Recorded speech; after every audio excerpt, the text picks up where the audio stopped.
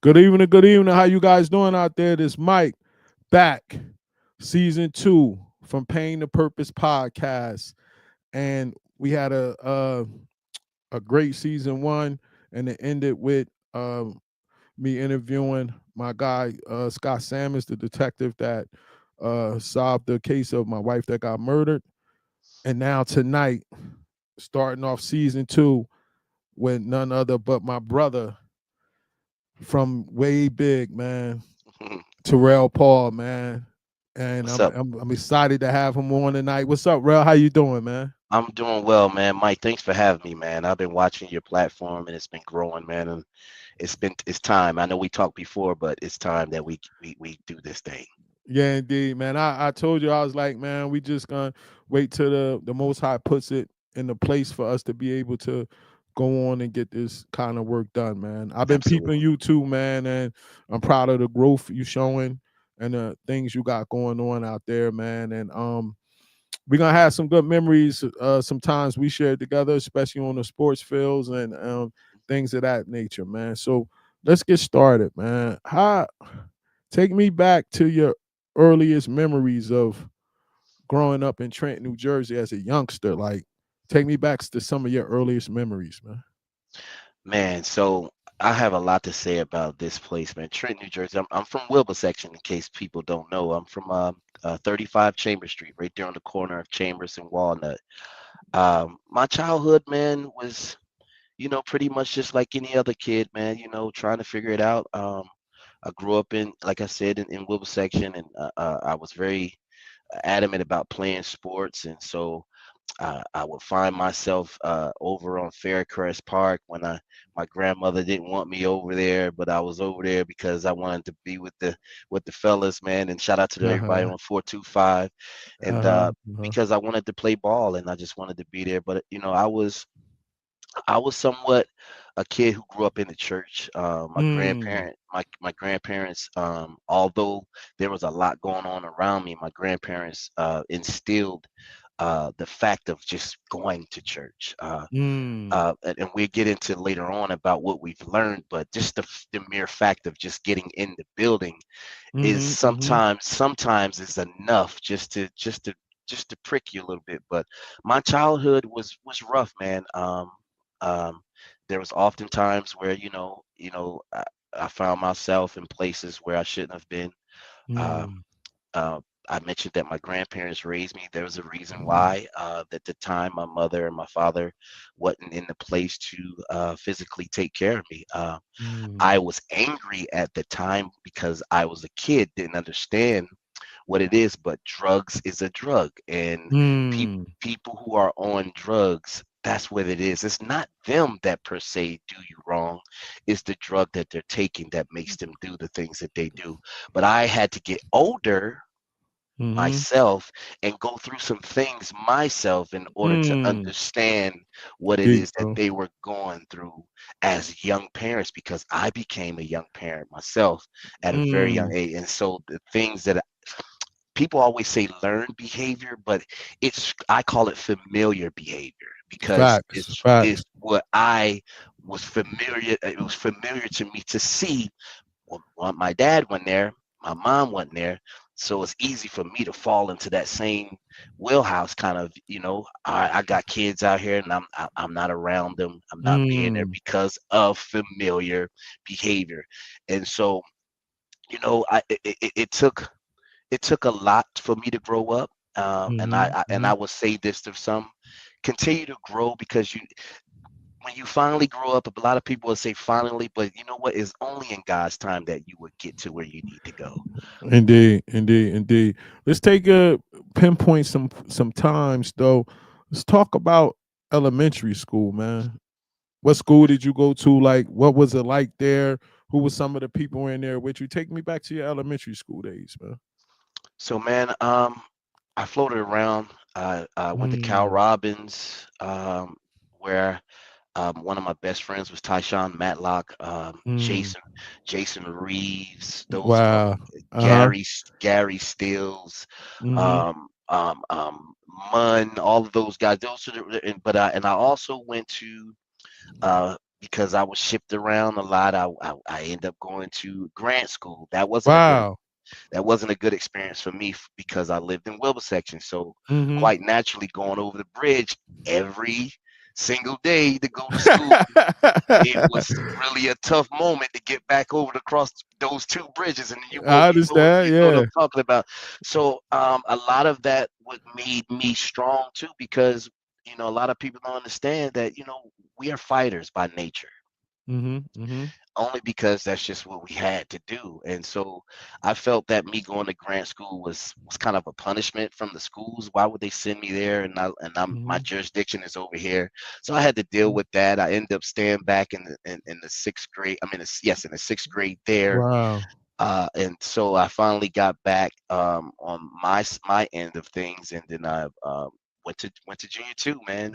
It was called junior two at the time, not Hedgepeth Williams. It was called Mm-hmm. Junior Two. Mm-hmm. And Junior Two is where we separated the boys from the men. Oh, talk about it. Talk Um, about it. because if anybody knows where Junior Two is it's in Wilbur section, Yeah. and you got to if you are having some problems with certain people, it's going to be a problem for you. Um, Wow. Not to say that it was just everybody was rough or bad in Wilbur section. I just think Mm-hmm. it was familiar behavior. Wow. Wow. We didn't know none, Wow. we didn't know no better, man. And a lot of us that had fought back in the day are like Mm-hmm. best friends now. It's Mm-hmm. so Mm-hmm. that the ones that are still living and the ones that are still pushing through, because there's a stigmatism on our folks, man. There's a Mm-hmm. stigmatism on our folks, but we'll get into that more in the talk, man. But yeah, junior two, man, and uh, I found out that I was pretty good in basketball, man, and pretty good in baseball. And Yeah. Yeah. we talks to, and I think thanks to you, but we'll talk about that with the baseball thing. But Uh-huh. I was getting a little name around the town Mm-hmm. at around the junior high time when we was doing the Monument School basketball Yeah. games, and Yeah. I Yeah. was gaining the name then. Me and I was on me and Ricky Spurls on the same team, so Mm-hmm. I was getting some notoriety. I was starting to hang out with a little bit of the North Trenton people. Because like again, like I said, I grew up all over Trenton, man. So I was able Mm-hmm. to navigate in the streets of in North Trenton. I was able to navigate in West Trenton. I was able to navigate in South Trenton. How did around that age of the teenage years, you was kind of impressionable, and the fact that you were living in Wilbur section, and you described your home life as not being as stable as many. How did you not end up diving face first into the street life? Well, see, that's the thing, Mike. I did. Mm, Just I thank God because the things that I got away with, I shouldn't have. And mm, so I thank God for that. But there is one that sticks out, one in particular case, and I'm sure you probably know about this, but I won't implement the other person. He's a very good friend of mine, so I won't implement him.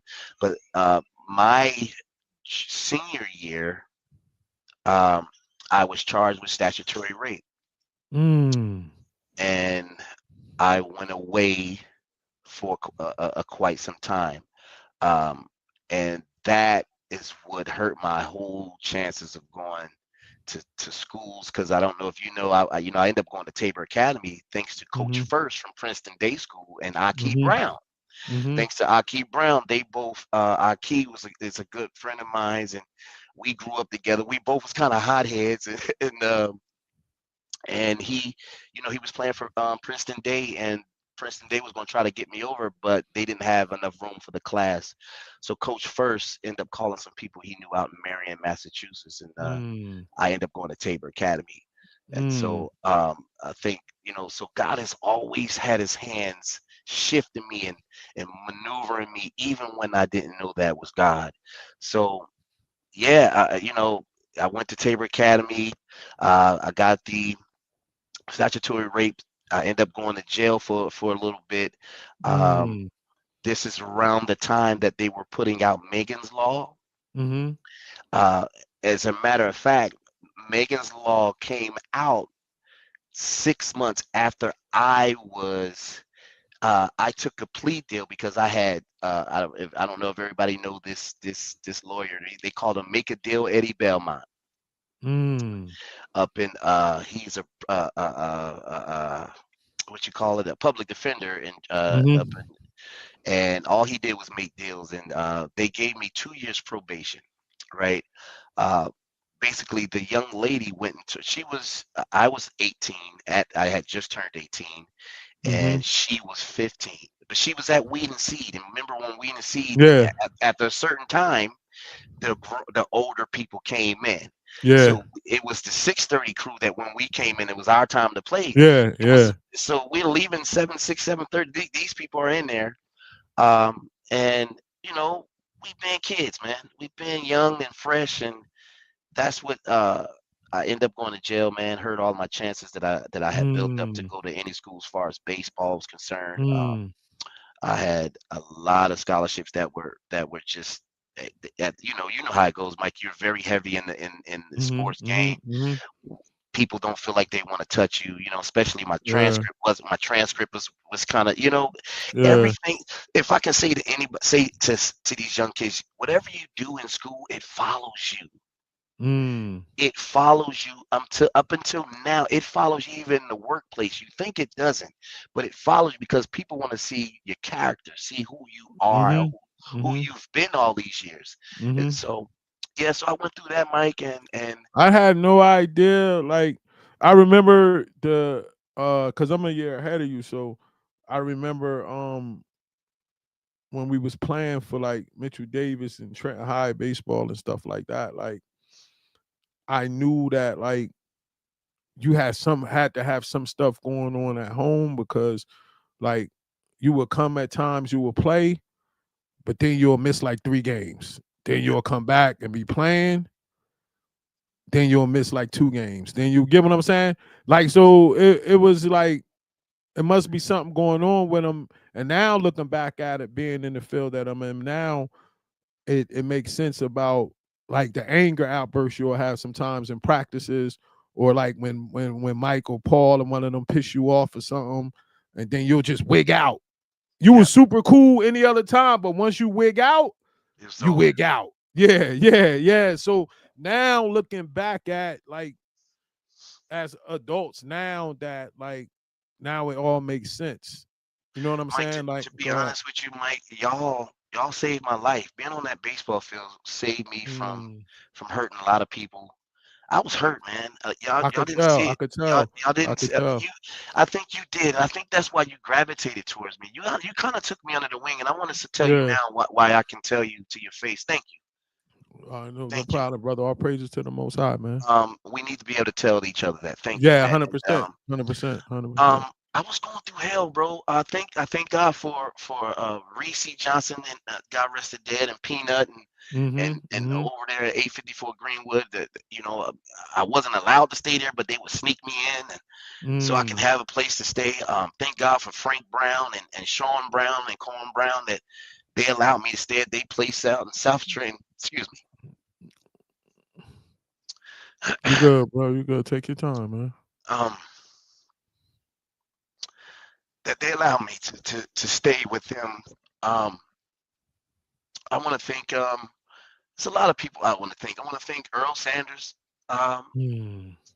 he saw the need early on in my life and told my grandmother a long time ago, Miss Paula, I know he's a little rough and I know you can't take care of him, but every chance I get, I'll come get him. And he took me out to Willenboro. And that's my first time I've ever witnessed an all black suburb. And I was like, this exists. I didn't know this exists. Wow, wow. And that's what Exposure, the that's when exposure. I knew Yeah. that's when I knew that I can get out of this hell I'm Mm, mm. So now that you down there, man, and you see the world collapsing. When did the like substances and all that stuff start, like the drinking and stuff like that? in. So like I was drinking the whole time, man. Mm. I've been drinking since elementary school. Wow, bro. Um, there were times, man, I would meet up with certain friends, and Willow section. I just, I'm not a person that's going to say names and stuff like that. But man, we were down a bottle of E&J right before we go to junior two, man. Right before we go to Mm, class. So mm, I, I've been drinking for forever, man, and had gotten to a point, and the Lord basically told me it's going to be two things. Either you're gonna live to drink, mm-hmm, either you're gonna live to drink, or you're gonna die doing it. mm, mm. So if you think about it, there's no win or no situation. Indeed. There's not a Indeed. win. He didn't give me a win. He gave Mm-hmm, me two failures. mm-hmm, mm-hmm, I those two failures, I'm so competitive that's like three strikes. Cause mm-hmm, I already did one on my own. So he's telling me but he ain't count me out, man. And so I'm fouling the ball off, Mike. I'm just mm-hmm, fouling the mm-hmm, ball off. I'm staying in mm-hmm, the game. I'm staying in the mm-hmm. game. I'm fouling the ball off. I keep fouling the ball off until he threw a pitch and I was able to connect and I hit it and I found my wife, bro. How did you? When did you decide it's time for me to leave? And when did you? Where did you go first? And like, give us that story before you found her. How did you know it was time for you to leave Trenton? And how did you put the plan together? So I knew it was time for me to leave Trenton the first time I was exposed to Willenboro Mm, because I saw that there's a different living. You can live differently. mm, What I'm seeing, the familiarity that I'm seeing is in a box. And I chose when I saw Willenboro, I said, you know what? I there's something out there better for me. And here's another one. You know what? A lot of people don't get my the show the bridge again. It says mm, Trenton makes the world takes, right? mm-hmm, Let me explain to you how the Lord spoke to me. He gave it to me in plain sight. He said, think about this, Terrell. Anytime you want to go audition for something or go to a cool club or get somewhere different for you to smile, you got to cross that bridge. mm, He said, think about this. He said all the factories that was there in Trenton, all the parts and everything that was made, it was made right there in Trenton, but not to stay. It was made there to go somewhere else to make the world be great. So I took that literally and said, you know what? mm. I'm supposed to be made. I'm supposed to be born and bred in Trenton so that I can go out and make the world better. So if Talk we about start it, to brother. look at it in that way, as if like, oh, people leaving Trenton because it's such and such. No, it says it is where Trenton made to go make the world great. Wow. Talk about it, brother. It Talk tells you. about it, brother. It Talk tells you about right it. there. And once I saw that, and I said, you know what? And it's not the place. It's the people I love. Mm, It's not the place. It's the people that I love. That when I left, I knew that I would be missing. But I thought enough of them to say, you know what? If I start this train, then you know what? I can give some people a place to visit and start that ball rolling for them. At least if they can mm. come visit, then they can see for Then they themselves can that. see for themselves. Exactly. I had the same kind of mindset when I was in college to bring as many people from home up to my college so they could see something different and spark that interest in them to want to go do something different with their life, man. Hmm. So Hmm. where was your first stop once you left and why did you pick that spot?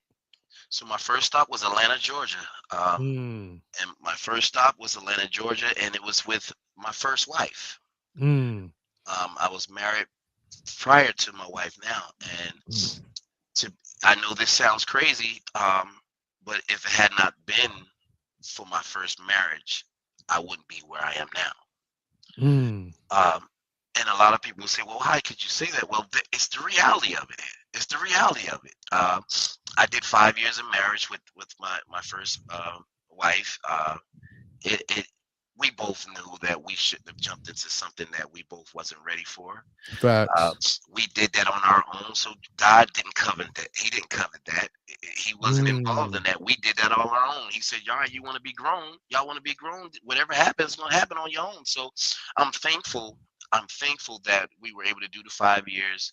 It got a little ugly, but I didn't have any children by her. Mm-hmm. Um, Mm-hmm. so I'm thankful for that, and um, I end up divorcing her, Mm-hmm. and I married my wife 6 months later. 6 months. Oh, you gotta tell me that story. What happened? So, um, one evening I came in the house to my first marriage.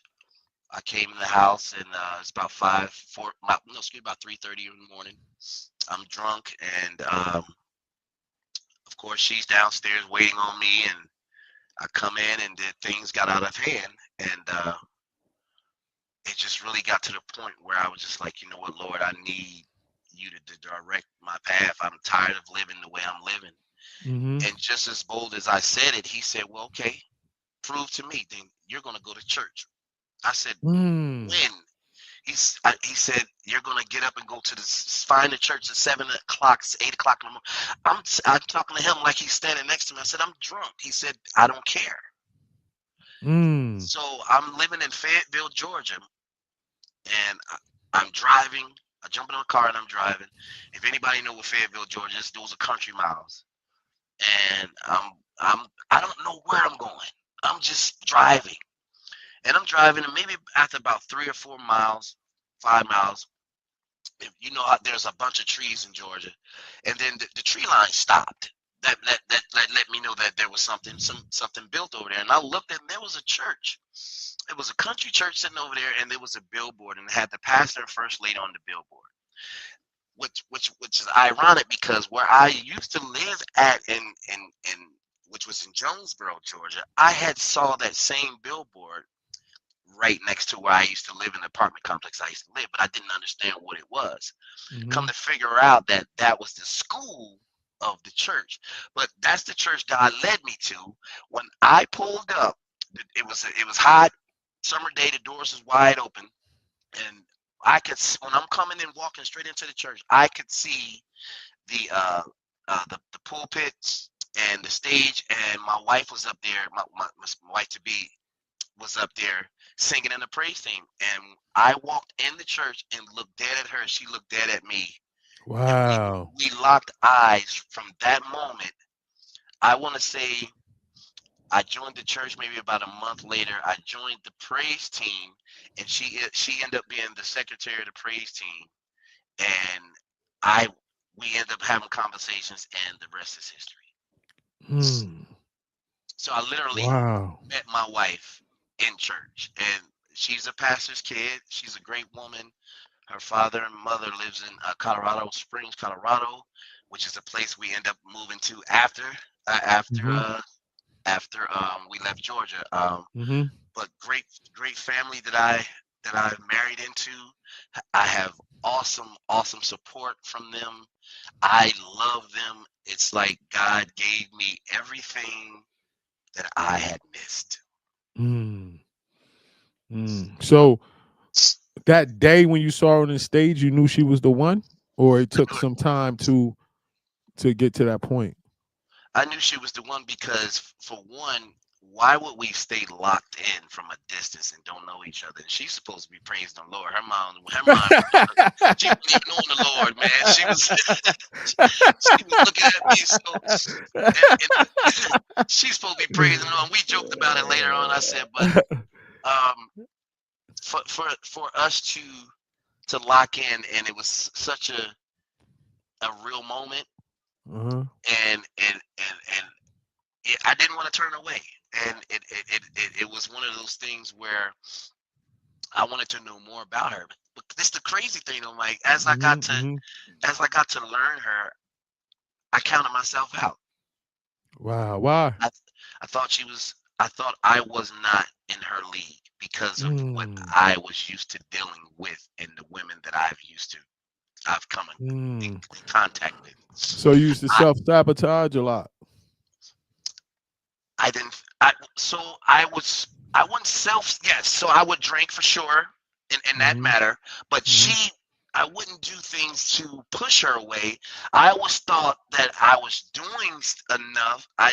To keep her, but I just didn't think that it would because Mm-hmm. I put her. She's one of those women when you say, "Man, I found the one, man." I mean, that's her. But on all levels, not on the eye level. You know what I mean? We Mm-hmm. always say, "I found the one from here," Mm-hmm. but I found the one from here. Mm. Mm. All So praise to the Most High. I mean, I understand that because I went through that early on too with my first marriage, like not being able to accept that kind of affection and all that kind of stuff. But it was, but when I did my 12 steps, it traced back to my childhood.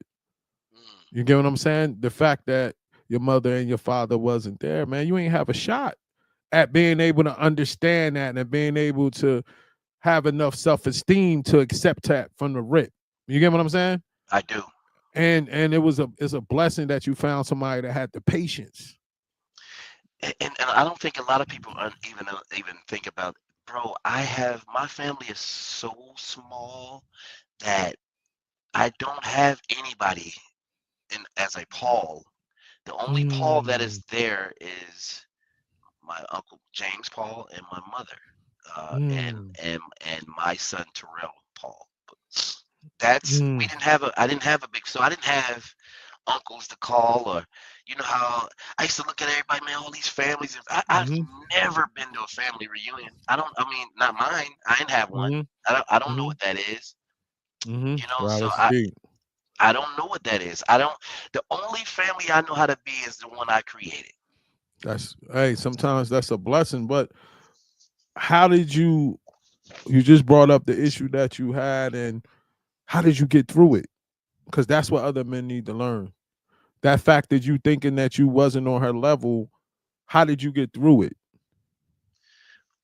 I knew that I knew that if I let this woman go, and if I didn't try, then I could possibly be letting my whole life slip away from me. And the reason I say that is because the things that I've accomplished uh, with being with her um, only is because of the strength in her to be able to Mm, push a person like me. Um, it's not easy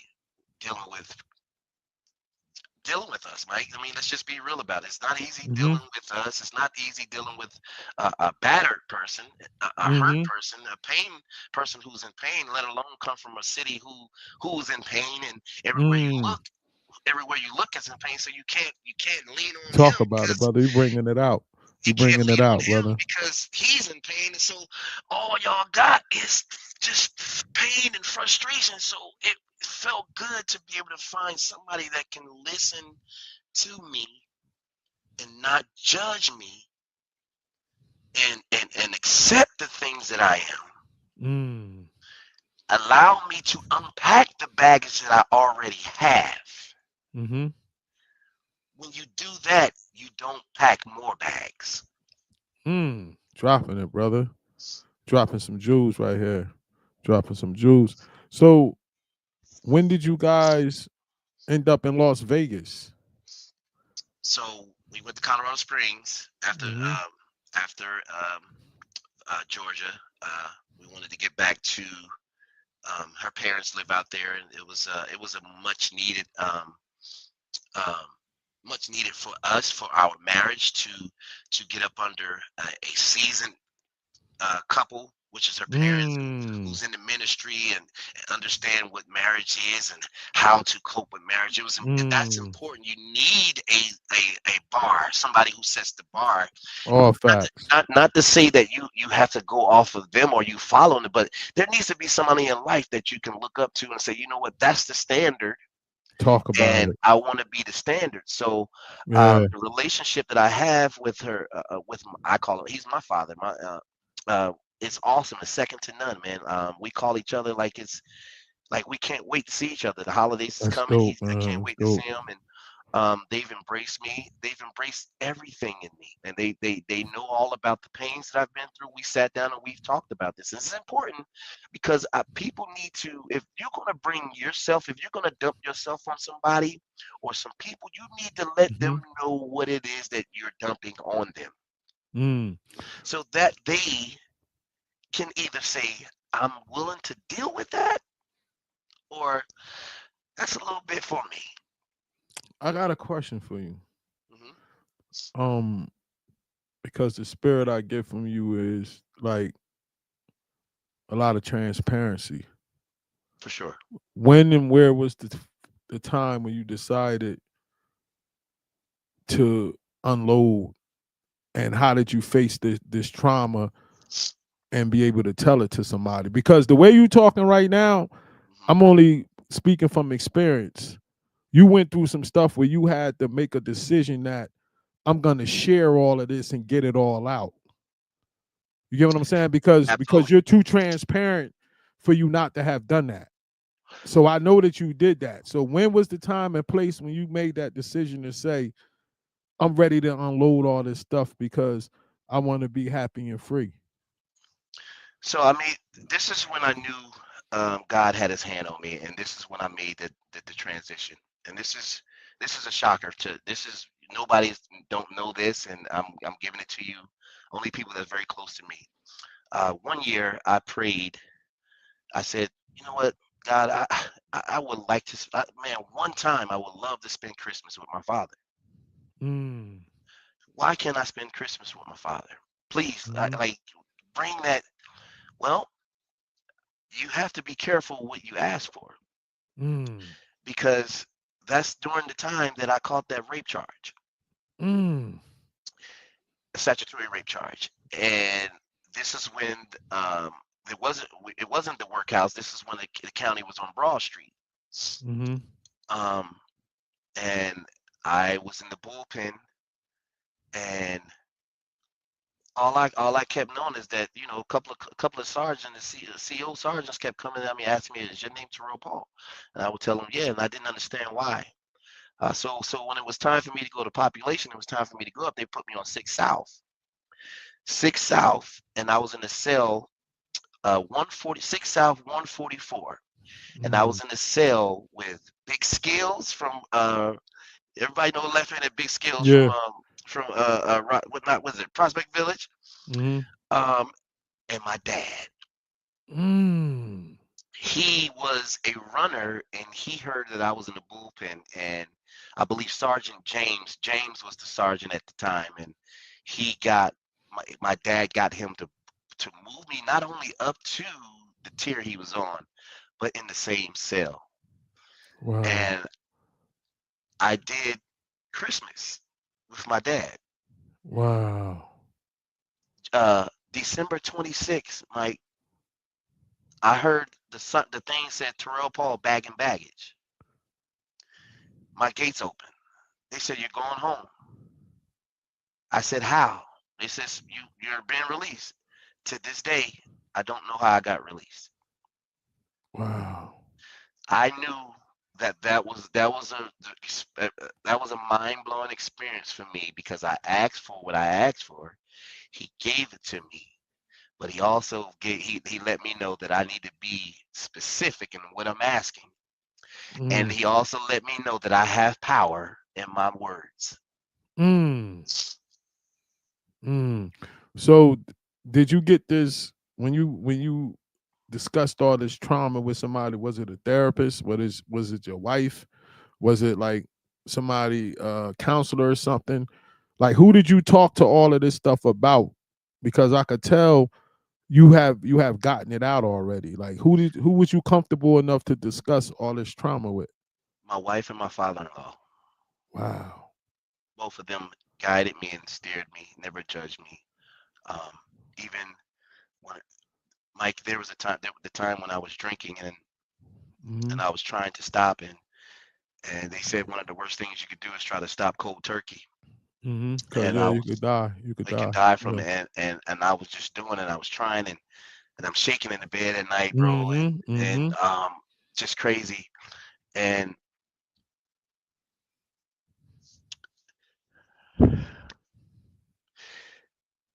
this is how good a wife is. Knowing that I'm trying to stop the drinking, but she knows that even the doctor says cold turkey, you can't do that. Yeah. Yeah, you could die. You could have seizures and you could die. She would Yeah. have a few little airplane shots hidden. Mm-hmm. Go ahead and have that so you can get some sleep. Mm. And it helped won me. And tomorrow, November 6th, will be 2 years of no All drinking. praises to the Most High, brother. All praises to the Most So, High. like you I know said, the, God's I, timing is right. yeah, You couldn't have yeah. picked a better timing because tomorrow is that day for me. So I'm just thankful, bro. I'm just Mm, thankful that God saw beyond my faults mm, and that He mm, heard my cry. And mm. He hears our cry. And every time we cry, and every tear that goes down, God, He doesn't like it. He wants to do it for you, but He wants to see us taking the step, man. He wants to see us. 100%. He wants to 100%. see us doing our part. We got to do our 100%. part. 100%. And I remember, I had to be like 3 or 4 years ago, maybe about 4 years ago. I think I saw you in a few videos with the drinks in your hand. I think I hit you up You did. like, bro, be careful, man. You sure did, and I thank you for that, Mike. You Yeah, really did. yeah. I said, bro, be careful. And that was me being early in when I was early in sobriety. I wanted everybody to be sober. You get what Right, I'm saying? Like right, right. so that's just how it is. You know how it is when you first find God, you want everybody to find God. Because When it's you a went, new thing. It's a new yeah, thing, and it yeah, feels yeah, great. You want to share yeah, it. yeah, indeed. So y'all leave Colorado Springs. How did you pick Las Vegas? So at the time, I um I'm singing with Bobby Brown. Mm-hmm. I'm signed. He signed me in a group called Paul Campbell. Mm. We signed to his label, and I was in LA all the time, all the time, all the time. And so my wife was like, "Dude, we are too close for you to be doing all these 30 days here and 30 days there. Uh, I'm going to look for a job in LA and just see what happens." And she tried for about a couple years and nothing happened, nothing happened. So I just said, you know what, baby, maybe it's not meant for us to go, and maybe we just stay in Colorado. And lo and behold, a company called her. Company she works for now is called Dine Equity, and actually, my wife is she works for uh, Applebee's on a corporate Mm. level. So all of the foods that you're eating and all of the commercials and all that she gets to go shoot those and test food. I get to test the food for you guys, make sure the food is good and all that good stuff. So she does that. So that she got the job there, and we end up moving to LA. Mm-hmm. Um, and at that time, Bob was very happy. Paul Campbell was moving about. We were doing our thing, and yeah, that's how I got to LA, man. And it's been one really cool experience. Shout out to Bobby Brown. He's been great. So you live in Vegas or LA? I live in Vegas now. Mm-hmm. Yeah, I live in okay, Vegas now. okay, okay. We've been in Vegas now almost 5 years, and we did 5 years in LA. Yeah, Um, I'm retired from Vegas, bro.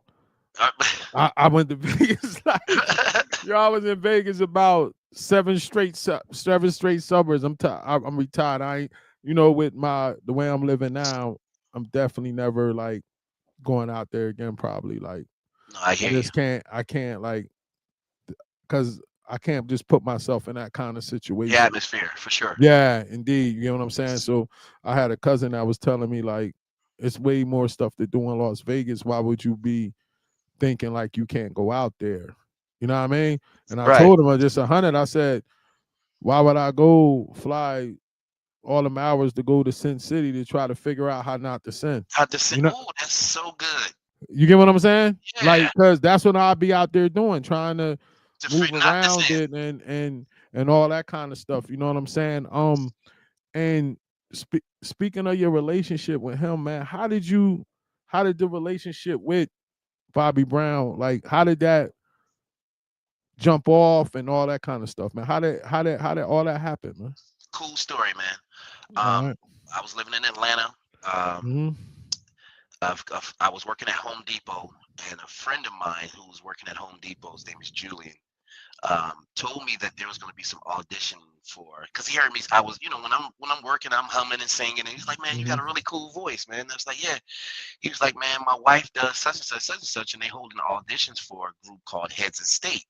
Heads of State was Bobby Brown, Johnny Gill, and Ralph Tresvant, Mm. and so they gave me the address and where to go, and I showed up.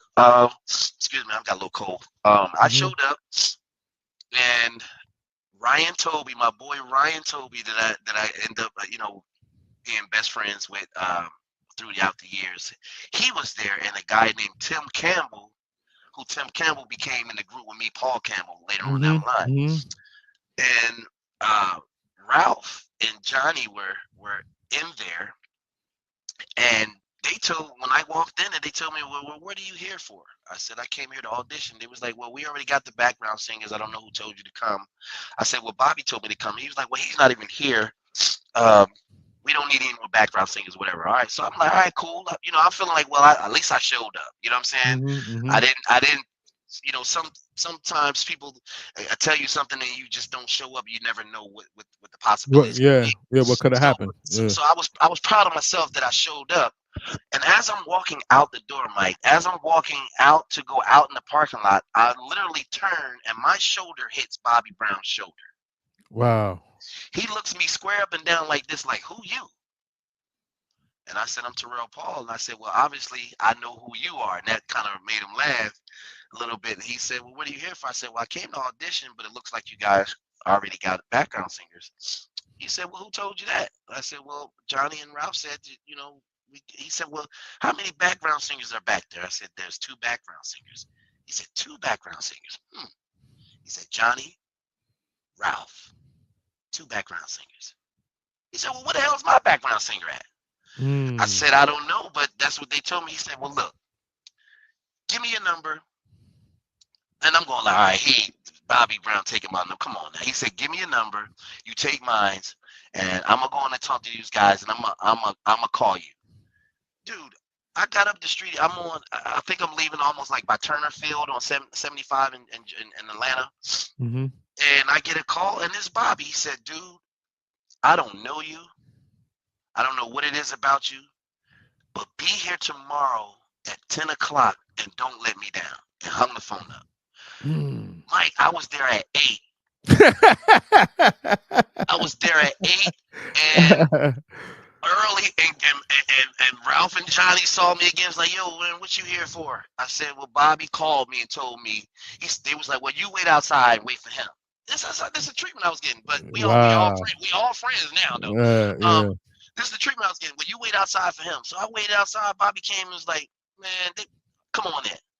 So we walking in. Bob's going. I mean, they going, "Bob, we already got the background singers. What are you talking about?" He said, "Well, we need one more. Where's my?" He said, "Have you heard him sing?" He said, "Nope, but we about to hear him sing right now." I sang Mm. His Eyes on the Sparrow. I only sang 20, 15 seconds of it. He said, "Okay," and this was a Wednesday. They said, "Well, Bob, the show was Saturday. He don't know the steps." I said, I grew up watching New Edition. I know all the steps. Hit the Mm. steps on that Wednesday rehearsal. I've been there for 20 years since. I've been there Wow, bro. for 2026 would be. I got there in 2006. 2026 would be 20 years. So every time they do the shows and concerts, you go to the concerts with them, or just So those three? I go out all the time with Bobby. I go out with him all the time when it's Bobby. But when it's the six of them, they don't need background Okay, singers, okay, definitely. But okay. anytime there's a show with just him, I am there. Been all over the world with Bob, man. It's been a blessing. What he went through some tough losses, man. How was that? What was the impact of it with you being there? I mean, you know what I'm saying? He lost his wife, he lost his daughter, and then his son also, right? Hmm. Yep. Um, what was the impact of it when you was around those situations, man? All I could do is listen and be a friend. Mm. That that was the only thing. I couldn't talk intelligently about what was happening. Um, Mm-hmm. I got Bobby Christina tattoo, Ray Hair BK. Mm-hmm. That's I got that with Bob one time when we were out. Um, I was working on me and Tim Campbell. I was working on his son's album Mm-hmm. uh, during during the time he passed away. Um, Mm. I was with Bobby in Atlanta when we got the call about Chrissy. Um, but this is about as far as I really want to talk about I with that. understand. I understand. I Um, understand. I understand. he, Now I take think, me. Go ahead. I think God. See, I think that was all of what God was preparing me to be a friend, be there, and He was kind of showing me situations. And this is how God moves and how He tried to show you how Mm-hmm. Mm-hmm. sometimes you might be the light that people see. 100%. 100%. Now take me to the highlight. Give me some of the give me some of the best moments on the stage. Like when you think about it, you was like, "Yo, So, this is unbelievable."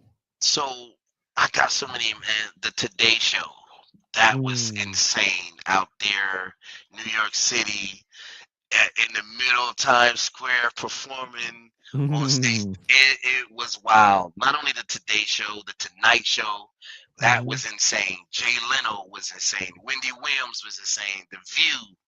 Um, but one of my two of my all-time favorites was Floyd Mayweather's birthday party, uh, which was so dope because I got a chance to see our other hometown native, my big brother Showtime. He performed Mm. with Jodeci, I believe, at that night. So Trent was in the building. I was happy to see him. But the one of the best of all times is when we did the Atlanta Falcons halftime game.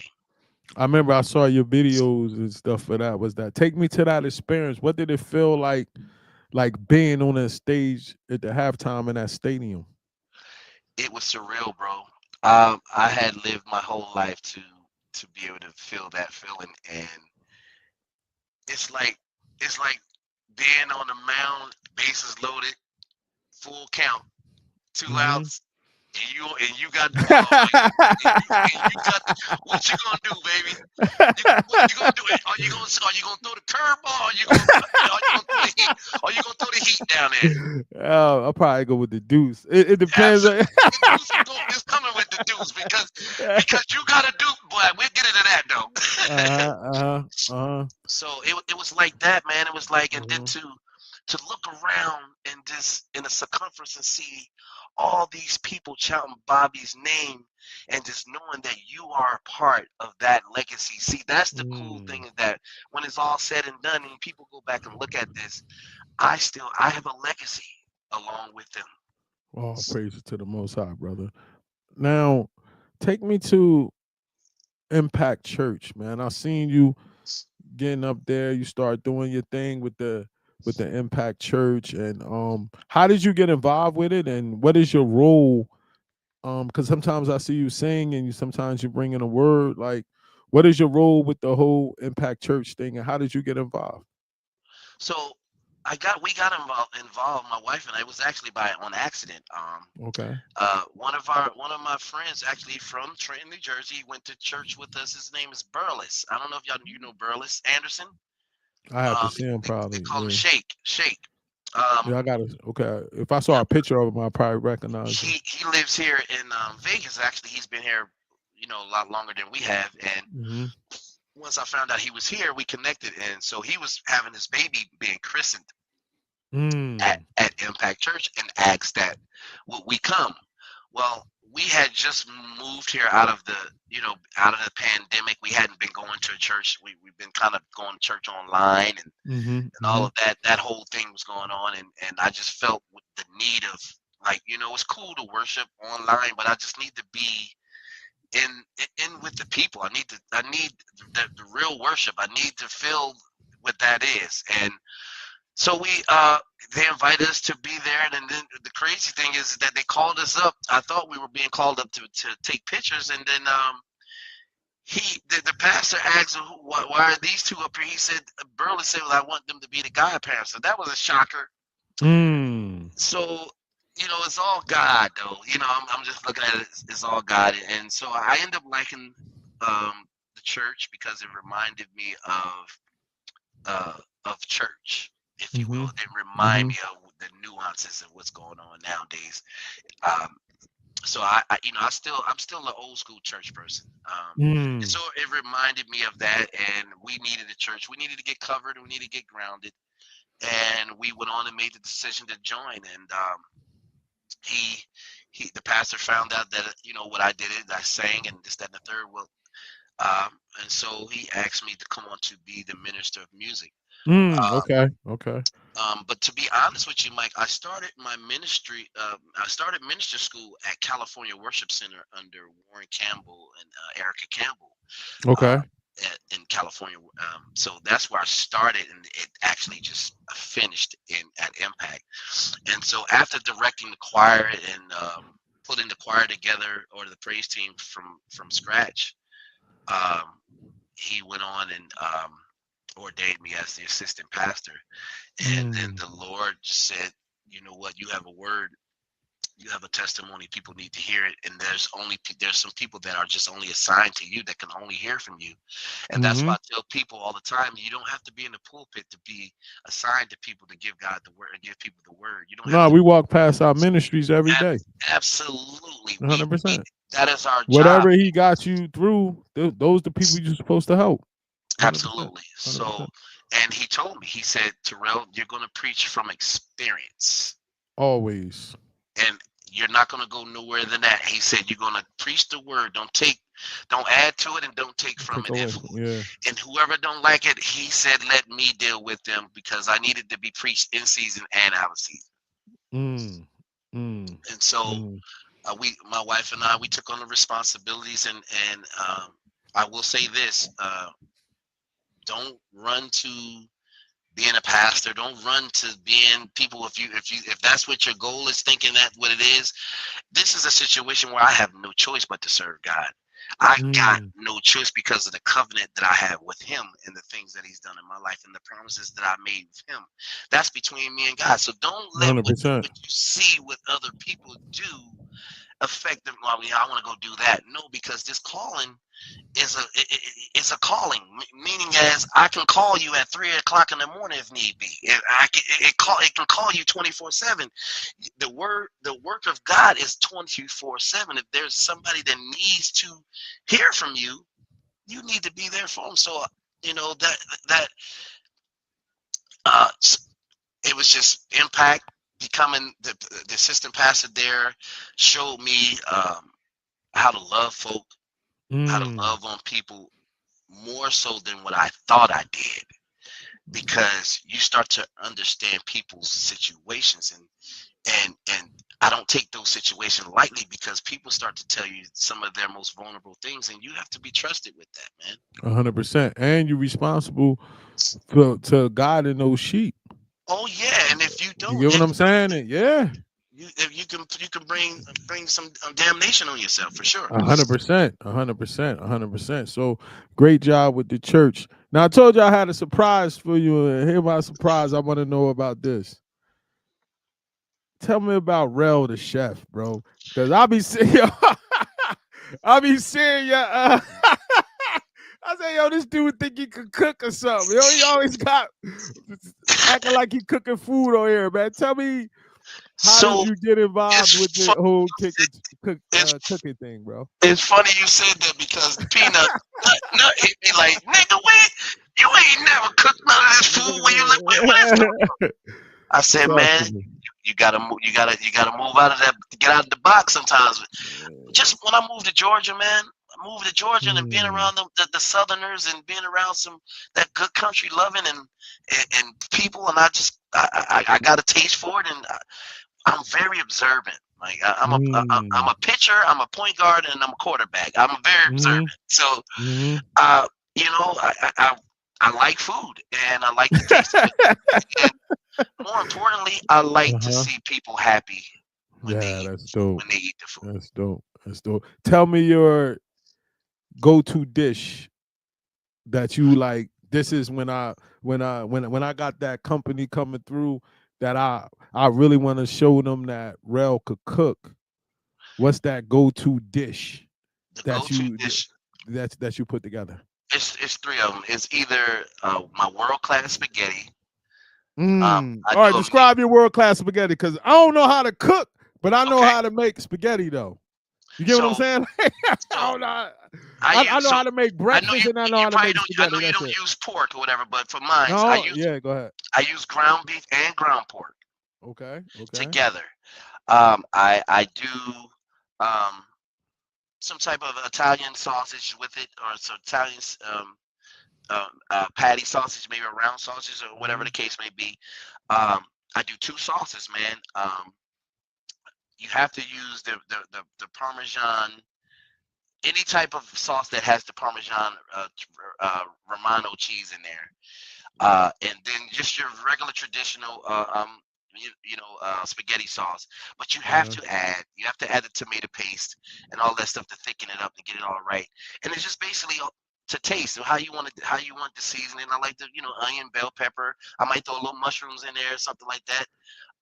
But yeah, I do that. I do a meatloaf. They love my meatloaf, and I do some Mm-hmm. great turkey wings, man. I see. Bro, I be seeing your joint up there, man. I be seeing your joint, man. Next up, let's talk about Rel the son. And how did this relationship with your mom evolve? And like, how did y'all make up from the time that you said she wasn't there? Like, take me through that process. So this is a real process, Mike, um, and I'm glad we're talking about it because I haven't said much about my mother. I see things being posted, and I see people chiming in. Why ain't your son doing this? Why ain't your son doing that? Um, Here's what I will say: is that everybody don't know the full story. Um, Mm, I There used to be a time where if I got on the phone with my mother, within 2 minutes, it was time to get off because it was just oil and water. mm-hmm, I don't disrespect her. I never will. mm-hmm, I'd rather get off the phone than to argue or say anything bad to her because that's my mother. Um, I had to get over the pain of being neglected mm-hmm, um, by both mm-hmm, parents. By both parents.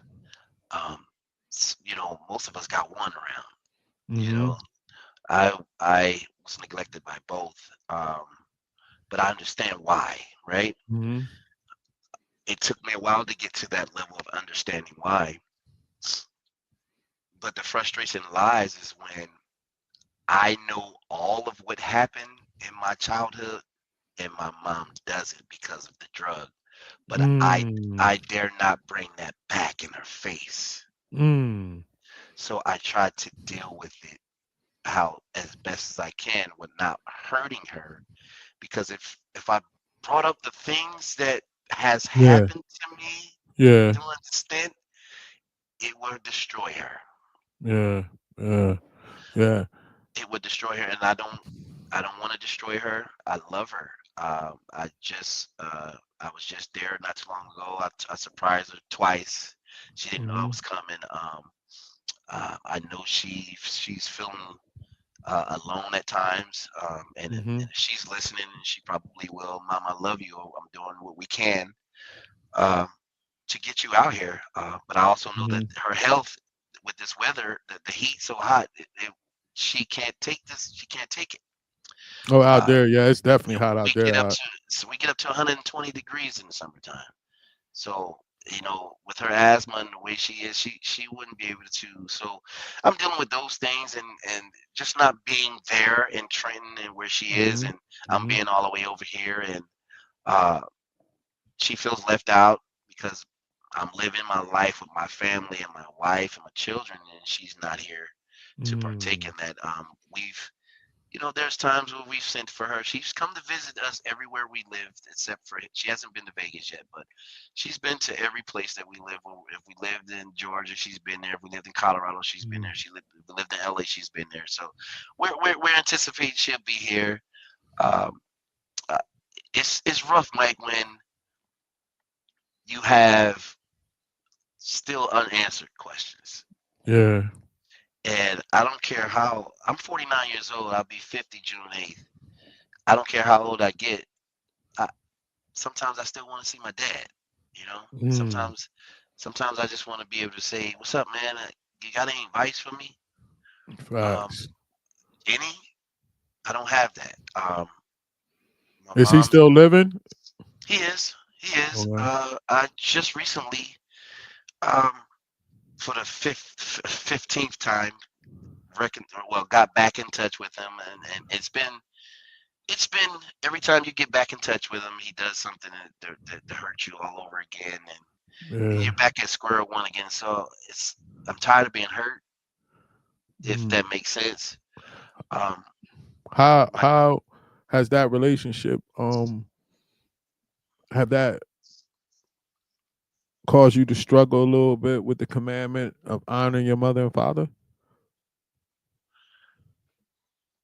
Yes, yes, sir. Mm. Mm. Um, in a major way, and it condemns me often.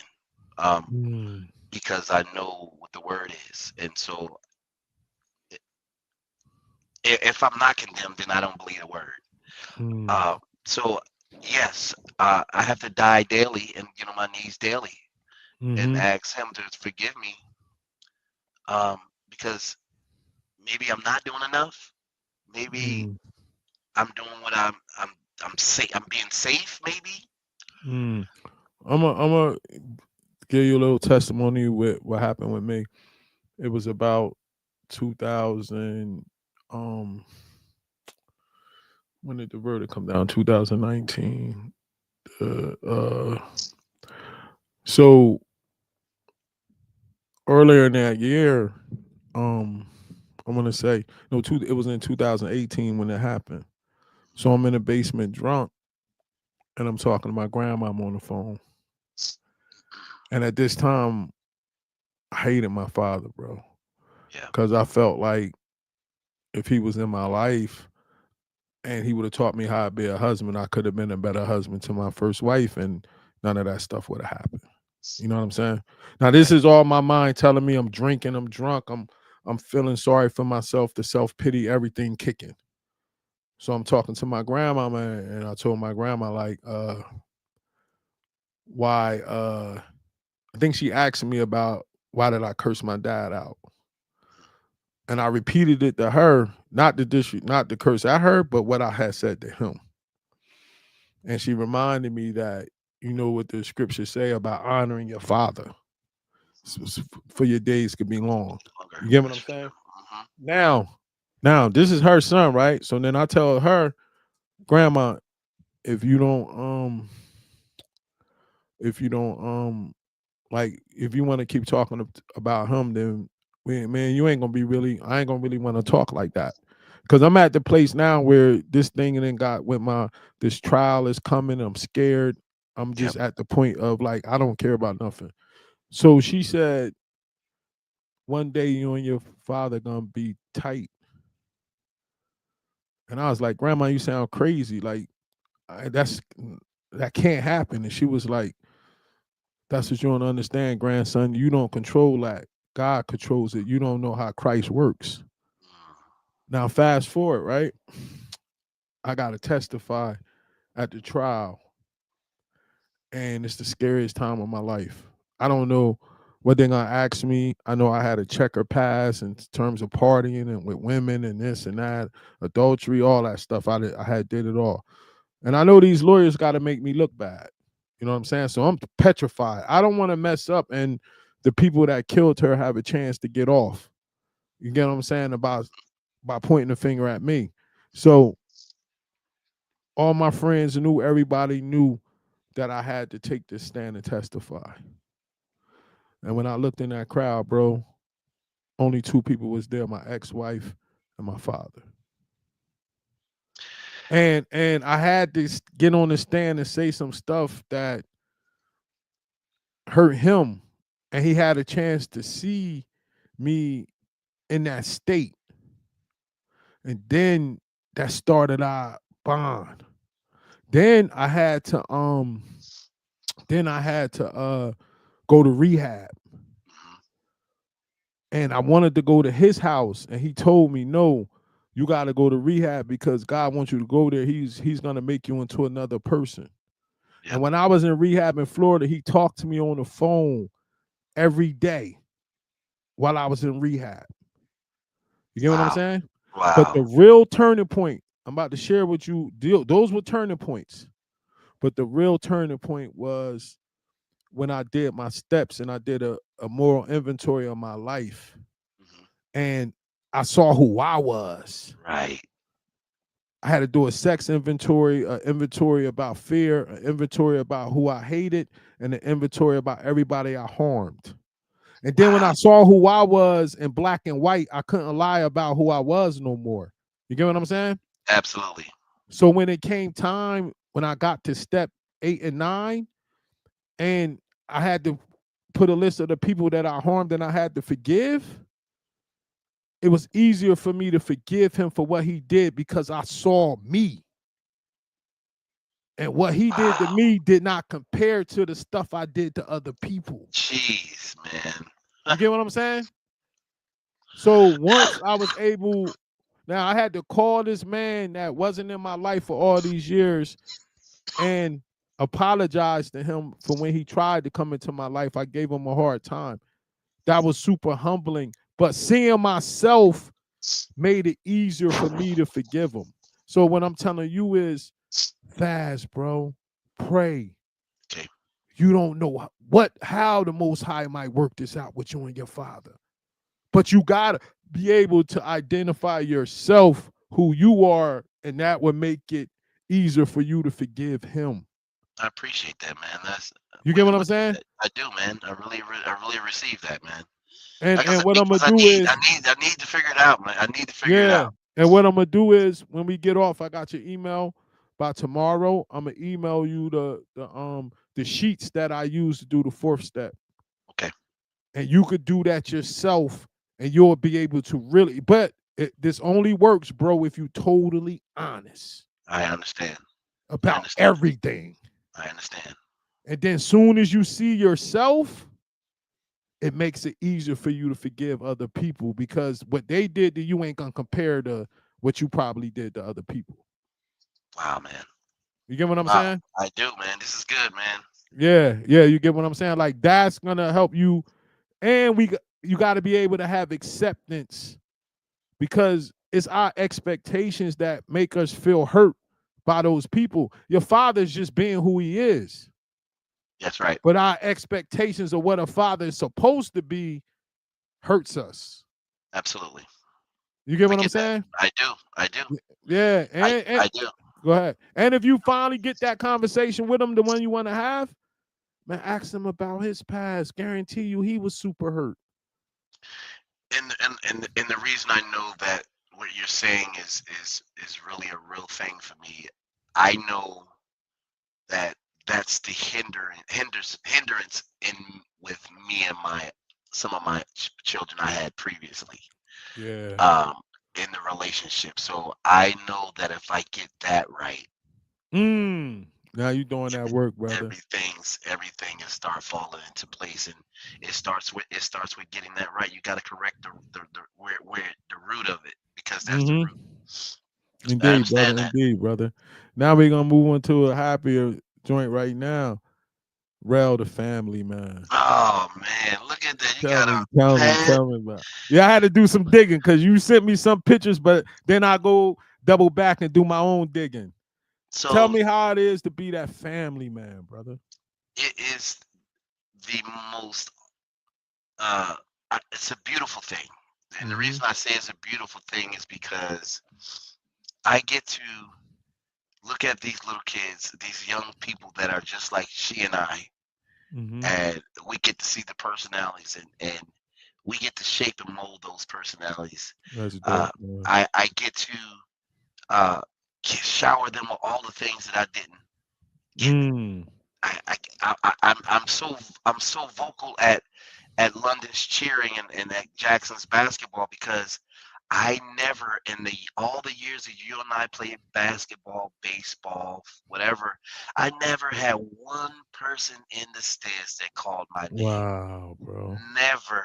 And all the things that we've accomplished in sports, I've never had a person that was there that I could hug after the game and said Wow. I was there for you. So it's important that I'm at these games and I'm being vocal and being loud. It's important that I'm involved in my wife's, although she's corporate and I'm on the entertainer side. That's what she does, and we don't stop each other's goals. Whatever her corporate goal is, I step in and I help her. Mm-hmm. She tells me how should I say this, should I word this. We both very intelligent people, and we tell our children that they're intelligent. Um, I just love the fact of coming home. The biggest thing for me is when I travel is that I know where I'm coming home to. That's dope. It's not the destination That's anymore. dope. It's what I'm coming back to. I be seeing your posts too. You always talking about when you land back in Las Vegas, bro. Uh, that, You always talk about that. but it's Um, because of them. It's yeah, because of them. It's out of I hear a lot of people say I'm outside. That's cool, yeah, but yeah, inside is dope. yeah. Inside is Um, dope. we be seeing a lot online. You be online, I'll be online, and we see a lot that's going on in our hometown right now, man. Mhm. What do you think your thoughts of what's going on there, and how do you think if you was the person in charge, what would you do to try to fix what's going on there? If I was the person in charge, the first thing I would do is it has to start in the schools, man. Mm, It has to start in the schools. And the reason I say that is because the school is going to be the place where if they're not getting it at home, the mm-hmm. school is the place that should be able to try to give them something. Mm-hmm. Because again, if it had not been for certain individuals or school or the places I've been, I wouldn't be as successful too, where Mm-hmm. I am as now. So it starts in the school. I would start there. We need because think about this, Mike. When we grew up, we called it. Nobody taught us how to go out there and hit a backhand spring and flip. We called it flipping, right? Mm-hmm. Mm-hmm. We didn't know it was called gymnastics. They didn't Mm-hmm. tell us. They didn't tell us it was gymnastics. We didn't even know that even exists in school. We did it on the grass or on flipping mats, dirty mat. We just did it to be doing it. But when you move to these different places and different other these places offer so many different career paths. Who Mm-hmm. knew? Uh, like people don't know what a gaffer is. A gaffer is a person who holds that big like umbrella like thing for the lighting Mm-hmm. for movies. That they make a grip of money, and you can go to school for that. But they don't teach us that. They Mm. didn't teach us that. I find that when we go, I went to all of these different jurisdictions and schools that they're bringing a lot more resources, and they're showing kids more than just being a basketball player, Mm. football player, Mm. rapper, or singer. That's Mm. all that we want to. That's all that I see that people are mimicking. We don't Mm. see any engineers. People didn't tell us that. You know what? That skyscraper that you can go. You can design that. Mm. They don't teach us that. They don't tell us. So we gotta. What they don't know. They don't know. We gotta make them privy. So start there. Start educating and start putting giving them real chances, man. Real Mm. chances. Mm. What do you think about the level of and I want you to be honest because I know you was around a lot of these guys when you was out here before. You know a lot of them from singing on the circuits and stuff. What do you think about the level of the church involvement in the communities in Trent? I'm gonna be honest with you, bro. The church community in Trent needs to step it up. Mm. they need to step it up. And the reason I say this because I come from the old El Bethel, man, and the old El Bethel, we there was no disrespect when you came by the church. If you had a drink, they would hide it. Nowadays, Mm. man, that's because the church was prevalent. They were out in the streets. They were out doing things. They so scared to go out and do anything for the people, Mm-hmm. but they're constantly taking their money. Mm. But no, we always looking for the city to fix the street. Well, if I go to this church and the church is on the street where the street is messed up at, they'll take some of the Mm-hmm. church money and fix the street. Mm. We gotta stop waiting for the folk to do something and do it Indeed. ourselves. We Indeed. have to do it. Stop sitting back and waiting for somebody to do it because if we continue to do that, we're gonna miss the boat. What's the answer to the violence?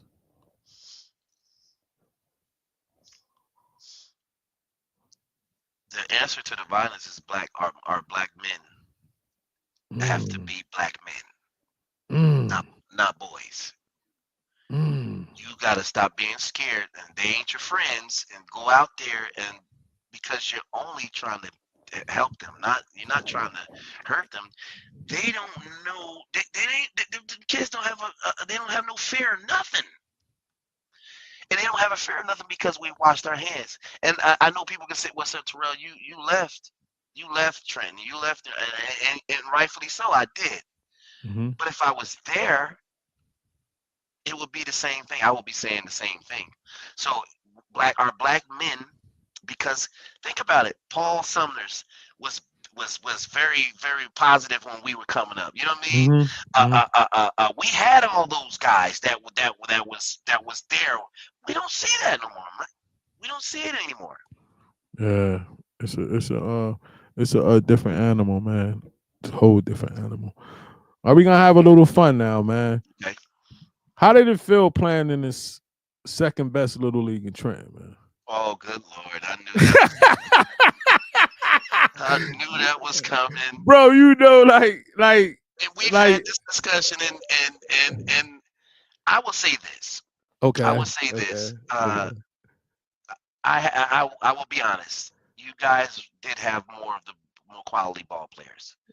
Um, Wow, how old are you? About to turn 50? yeah, I'm 50. It took us like 30. I'm finally giving it up.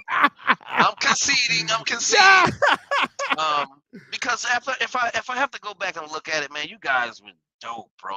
Honestly, I mean, I I spared my game after you. You taught me one of the best curveballs in this world. I thought I was throwing it better than you at one point.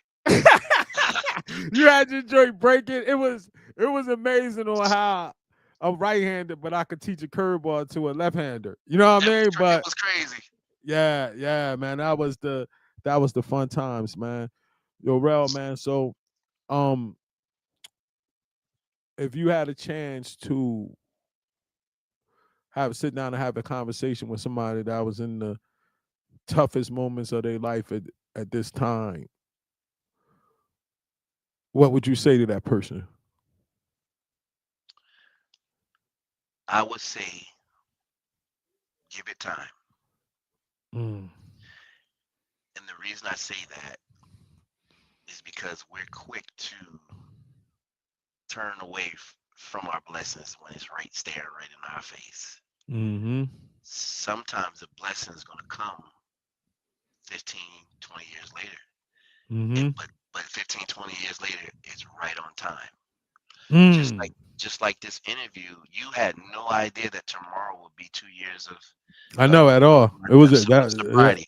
Yeah, this So was the most high. This was so the most high, bro. give it time. Yeah, indeed, indeed, bro. All right, bro, man. I want to thank you for coming on, bro. Once we get done, I'm gonna send this interview to my joint that clips it, and you're gonna Okay, get tired of me putting up highlights because it's I okay. post a lot. It's all good. No I want worries, to man. thank you for coming up, man. Tell your wife, thank you for allowing us to have your time because I know, like, you know what I'm saying, you're a family man, and It was a ball, bro, man. I thank you for being vulnerable, man. And I know your message is gonna be able to help some people out there, bro. Mike, I want to say thank you for having me, bro. I want to say thank you for taking me under the wing.